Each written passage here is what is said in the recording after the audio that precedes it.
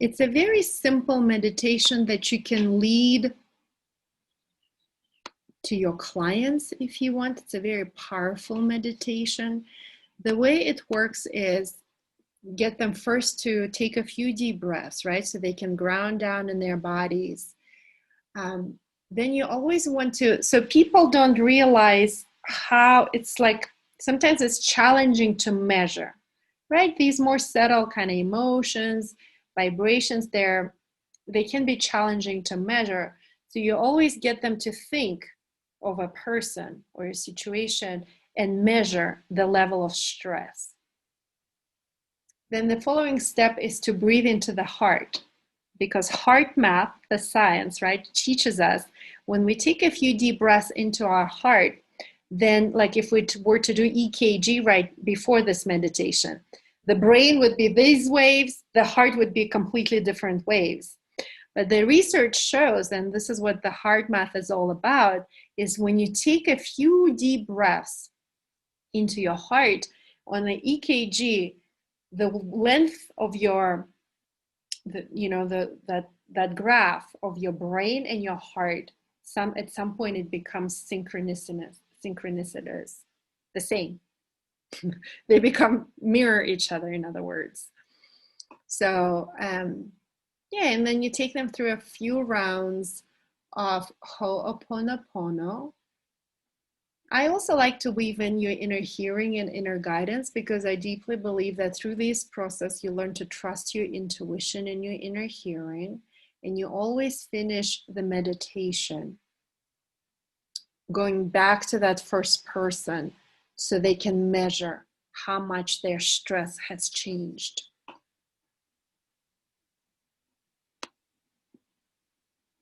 Albina? Yes. What it felt like to me after this was taking my power back. Yes. That feeling of resentment or judgment or whatever it was, I think that's where my responsibility was. Mm-hmm. And letting that go after this was felt like taking my power back. So thank you. You're welcome. Absolutely, you get your power, Lori. Thank you for that share. And it's also realizing that whatever that person, whatever that situation is a part of your experience for a reason. You don't have to understand the reason in order to clear it, right? I believe it's beyond our understanding. So for some of you who are very logical people, it may be a challenging concept to grasp. And I understand that I'm asking you a lot. I'm asking you essentially to trust the process. This is why I took you through the meditation, so you can experientially experience it rather than think about it over in your head. Does anybody else wants to share? I'd like to share. Mm-hmm. I was the intention that I wasn't here on Monday, and so earlier today I watched the recording, and the intention that I wrote down had to do with growing my advocacy work with my children, or for my children, and in the world of disabilities. And I had a really hard time putting the words down for my intention. And in that meditation, I didn't start thinking of my children, but when you asked us to think intuitively, to say it to anyone, I thought about both of them. And it felt like something cleared, like I felt more connected to my intention, because a block was cleared that I had put up between me and my kids. Thank you, Suzanne. Thank you for that beautiful share. You know, there is another step that you can add to the process, and I actually meant to do it and I forgot. Oops. You can add, so once you do this whole meditation or breathe into your heart, you can also then ask, all I need to do is, and then you'll get the answer. You will get the answer 100% of the time. Because when your brain, your intelligence, your brilliance, the brilliance of your brain and the wisdom of your heart are aligned, you will always know what to do. Usually we feel like, oh, I don't know what to do. We feel that glitching, oh, like you said, Suzanne, I couldn't find the words, is because the head and the heart are out of alignment. All it takes a few deep breaths into your heart, and that once it's aligned, you will always know what to do. Albina? Yes. When do you ask all I need to do is that after you ground down? So at the end of the meditation, Okay. you just say, all I need to do is, and you just listen. And you will always get the answer. Always. Thank you. Mm-hmm. It's actually in every meditation that you do, you can add that question. Chakra meditation, death meditation, creative visualization meditation. Any process, you don't even have to meditate. You can just close your eyes and take a few breaths into your heart. But doing it with Ho'oponopono takes it to the next level, you guys. It always does. Doing Ho'oponopono and then asking, all I need to do is, now the intonation is important. All I need to do is, and this actually, the intonation part comes from Dorothy Wood Espio, and we did Mayan gems the other day that came from her. So she always emphasized the intonation. So you ask your question, you go up in the end. Yes, Jareen, your husband can ask the question. He doesn't have to hide either. Hi, husband. There he is. This is Gary. Hi. Thank you. Hi. Listening to you is so dead on for me. So this is what popped up. I'm an actor and a writer. And with regard to my writing, I write screenplays. And I write good screenplays. And I know they're good when I'm doing them and when I'm finished and I have them printed. But the instant that I'm going to present it to somebody, I'm filled with doubt. What if they, and what if they think I'm, or what if they don't like, and all of the what ifs, but all negative. And I was about to have a conversation with a producer, and I noticed that I was having the same sense, but this was just one person.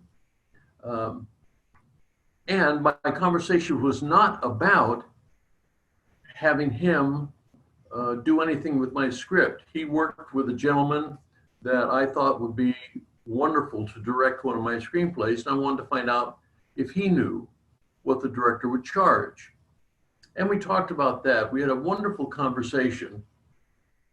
And toward the end, he said, would you like me to read your script? Well, that was incredible. I had not expected it. And the bringing up all of the doubts with him and letting them go just created the space for him to just, my sense is that he knew it was a good script, and I had a sense of it because my daughter, Natalie, by the way, spoke to him, and he said, I've read the first several pages and they just broke me up. That's good because it's a comedy. And so that worked, but I still have, it's with one person, it seems simple, but if I send it to somebody that I don't know, or ooh, who's going to read it? And what if they steal it? All kinds of negative stuff. So with regard to Ho'oponopono, what would be my way to attack that, so to speak? Yeah. Well, thank you so much for asking such a great question. Is it Gary? Yes. Gary. And I love how it's your entire family's affair. I so totally love it. So it's Jareen and her 3 daughters and her husband. That is so incredible. I love that. Gary, I think what you're describing is a process, any creative process. And I'm so glad that you're asking this question now, because all of us, being the light workers that we are, our work is inherently vulnerable. So whether it is writing incredible screenplays like you, or me offering this course, or Lori stepping up in front of a group of people and teaching a yoga class, all of it, do you see how it's all, an offering from the heart at a very extremely vulnerable place? So if I may offer a couple of practical things that I do that I find very helpful, may I offer them to you? So the first let me think about it. So the first one is, let's say whenever you are about to mail off your new screenplay, let's say you are sending an email to somebody, or you are sending an email to anybody, or you're about to publish a sales page that I'm going to teach you how to do. Every single time I say a Ho'oponopono prayer, over the email, over that sales page, whatever it is, I say, I love you, I'm sorry, please forgive me, thank you. And I always say it to the imaginary, or whatever, the recipient. It can be one person, it can be 10,000 people. So I say it over the recipient because I want to clear whatever, misunderstanding that can happen there, judgments or whatever. So I say usually Ho'oponopono 3 times before I send an email. So that's one thing that I do. Another thing that I do is, it's a process of surrender, right? So let's say you write a exceptional screenplay, but because it's a creative process, you feel very vulnerable. You don't know how people are going to respond to that. It's a very scary place to be. So what I would do is, in your bonus materials, there is a pink bubble meditation. The pink bubble meditation, it comes from Shakti Gawain. It's only like 15 minutes long. Jareen has access to that. So you see it, you feel it, you use all of your senses to truly envision your desired outcome. Let's say the guy opens up your script and he loves it. And he's laughing and he's crying and he's going through all the emotions and he's truly enjoying it. And you see it, you laugh with him, you feel the sense of pride and accomplishment and also divine guidance in that moment. Like in that creative visualization process, you see your desired outcome. And by doing so, you're literally summoning all the forces of the universe on the physical level, by seeing it, hearing, feeling it, touching it, smelling it, but also like all the emotions, the energy of it is turning that possibility into probability. Are you with me? Oh, yes. And then you put I'm just describing to you the meditation, you put it in a bubble, in a pink bubble, you fill it up with pink light, and you let it go. And by letting it go, symbolically, you're giving it into the hands of God, or the universe, and you release it. Okay, I did my part, I created it, I got the inspiration, divine guidance, I wrote it down, I did my part. Now I surrender it. And when I surrender it, I trust that the universe is going to align all the people, all the correct people, all the correct situations, all the energies, because the universe always knows how to make it happen much better, more efficiently than you and I could ever think of. God's ways are better than our ways, if I may say the G word. So the process of surrender is like giving it into the hands of the divine. So this is what I do. Do you think this can be helpful for you, Gary? Absolutely. I have done 10% of what you're talking about But the creating the bubble and surrendering it to God, I haven't done. And that, of course, absolutely, Yes. I Cool. will do this. Yes. I will. Thank you. Yes, it's my Thank you. pleasure. It's my pleasure, guys. And remember, if you want the results, you must have the discipline. It's not the one-off thing that you do. I do it every day. I do it every day. You know, it's a part of my daily ritual. This is what I do. Like right now, I'm writing a book. Dang right, I'm doing the pink bubble every single day in the morning and in the evening because it's that important to me. You know, it's very scary to me. And there was something else that I wanted to say. What was it? It's gone now. Oh, we'll come back. Good questions. Thank you. Thank you so much. You're very welcome.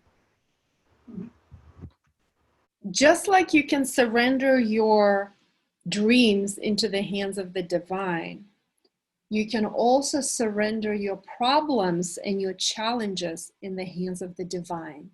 So in your bonus material for this course, if you open up that web page, there is a meditation that I recorded that I think is called like a basket or angel or something like that.